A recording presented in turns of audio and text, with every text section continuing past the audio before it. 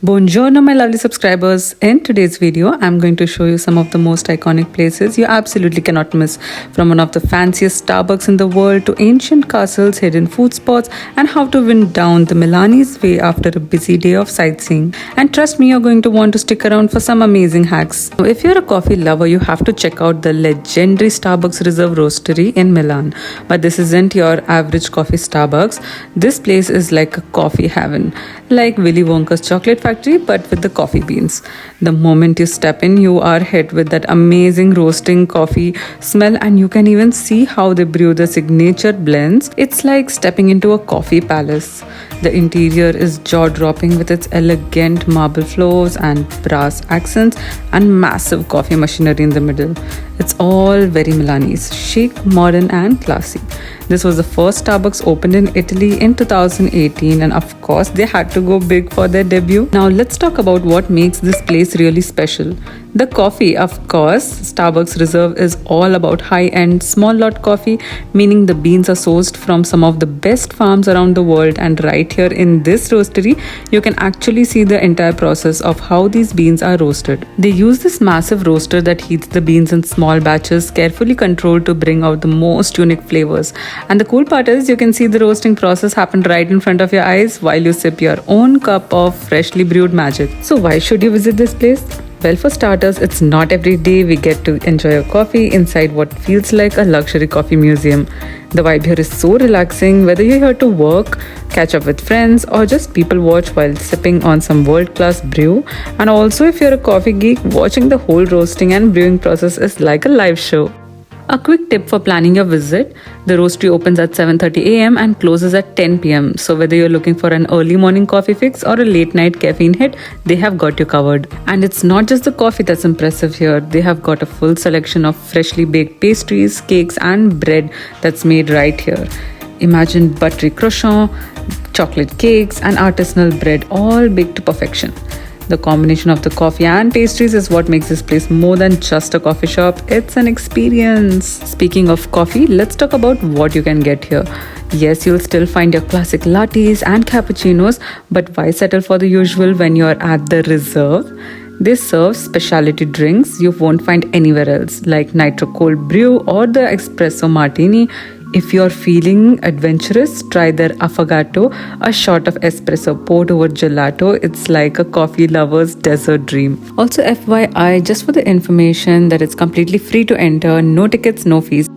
Now it's time to go to our second destination, that is Milan food court at the railway station. Okay, real talk. I know a railway station might not sound like the most exciting place for food, but Milan Central Station's food court is seriously underrated. I know it's not just your regular fast food. If you haven't already, make sure to check out part 1 of my Milan vlog, where I explore even more of this amazing city. And while you're at it, please hit the subscribe button so you don't miss any of the adventures coming up. Alright, now let's go grab some food. So once you have entered the food court, you will find everything here, from classic Italian dishes to international favorites. It's like the food court version of United Nations meeting. Plus, it's super convenient if you're catching a train or just in the area, right? So if you want a quick snack, boom, you have got it. Like I said, the food court here is almost like a global food market. Craving Italian pizza? Yes, they have got it. Craving for a fresh pasta? You bet. But that's not all. You can also get sushi, burgers, Mediterranean bowls, and even vegan options. It's like a mini food tour without leaving the station. Let me give you some of the must-try options. First step is the pizza or the pizza. So you cannot visit Italy and skip pizza, and the slices here are legit.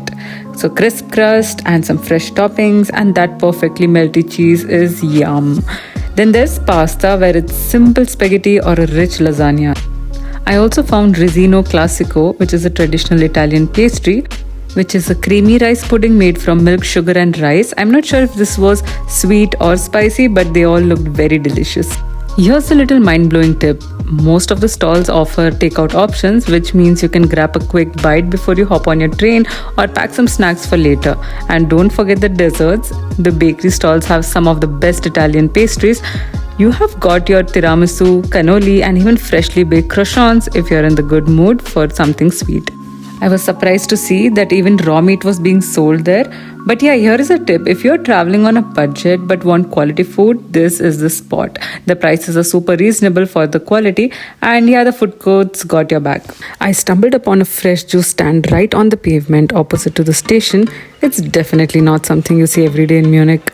Street vendors like this are pretty uncommon in Germany and making it a refreshing surprise in more ways than one. Guys, as we wrap up here, get ready for our next stop. It's a place where history, art, and mystery come together. Can you guess where we are headed at? I'll give you a hint. It's a massive fortress with ties to some of the greatest minds in history. Welcome to Sforza Castle, or as I like to call it, Milan's medieval fortress. This place is an absolute must-see for history buffs, art lovers, and even casual tourists. But before we dive in, let me hit you with a few facts. This beauty was built in 15th century and it was once home to one of the most powerful families in Milan, the Sforzas. It's been through a lot, from medieval battles to bombing during the World War II, and today it's one of the most important cultural spots in the city. So guys, here's the deal. Entrance to the main courtyard is free, and trust me, it's worth a walk around just to see the size of the place. If you want to explore deeper and check out the museums, you'll need to get a ticket, but don't worry, it's only about €5. Not bad for seeing some legit masterpiece inside. Okay guys, so let me break down what you can do here. So first off, the courtyard is huge. It's open, beautiful, and perfect for taking those Instagram worthy shots. So make sure your camera is ready. So okay, let me give you a pro tip here. Visit early in the morning or later in the afternoon when the lighting is soft, especially if you're visiting in summer. Are you asking why? Because it gets hot here, and trust me, you're going to want to bring a big hat like mine and also wear sunscreen and maybe even a mini fan. Now, if you're a fan of art and history, the museums inside are incredible. There's a bunch to see, including works by none other than Leonardo da Vinci and Michelangelo. Yes, you heard that right. Michelangelo's last sculpture, the Rondinelli Pieta, is housed right here. This alone is worth the ticket prices. And if you're like me and not a hardcore museum goer, don't worry, you won't get bored. The layout is easy to navigate and each section gives you a taste of something different. It's honestly super interesting without being overwhelming. So here's a tip for you guys. The castle is open from 7 a.m. to 7:30 p.m. but the museums inside have a shorter hours, usually from 9 a.m. to 5:30 p.m. So plan accordingly, and if you're visiting in the summer, be ready for the heat. There's not a lot of shade in the courtyard, so again, a hat is going to be your best friend. And once you're done with the castle, take a stroll around Parco Sempione, which is right behind the castle. It's one of the Milan's largest parks and great spot to relax, have a picnic, or even just people watch. You will find locals hanging out there, so it's a nice escape from the busy city streets.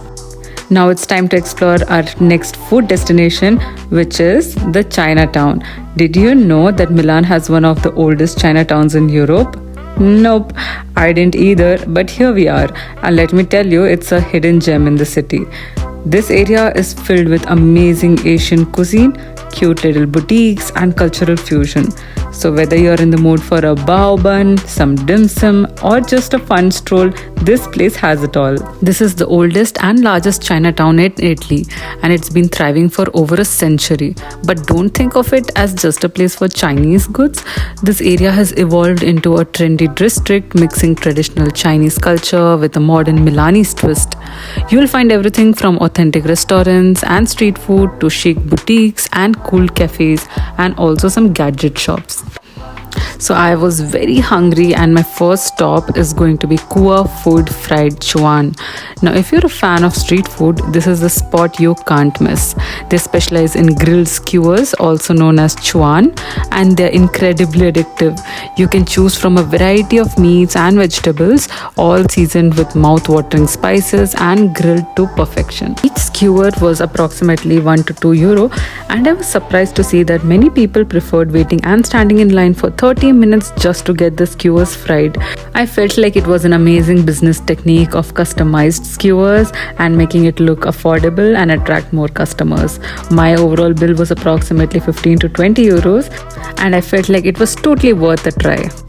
My next food stop was Mr. Meow, a restaurant in this China food town, but unfortunately I couldn't try their food because they had a really long waiting time. So I decided to head over to my next stop, which is Mum Bao. This is one of Chinatown's coolest spots for bao buns, those soft pillowy buns filled with all kinds of deliciousness. If you haven't tried bao before, you are in for a treat. Mum Bao serves up to a variety of bao buns and also some dim sums with fillings ranging from classic pork belly to fried chicken and even vegetarian options. My personal favorite, it was the chicken and the veg option, but it's slow cooked to perfection. It melts in your mouth and it comes with a sweet savory sauce that makes it even more delicious.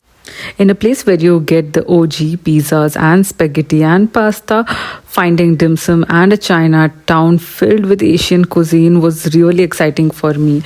The flavorful spices and the juicy fillings in these dim sums literally filled my heart. I loved these and these were really, really delicious. So if you are in Milan and trying out the Chinatown, then don't miss out on Mum Bao. Alright guys, so after an amazing day exploring Milan, don't just slow down yet.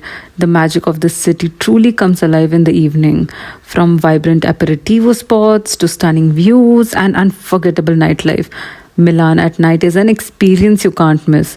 And trust me, I have got some insider tips that will take your evening to the next level.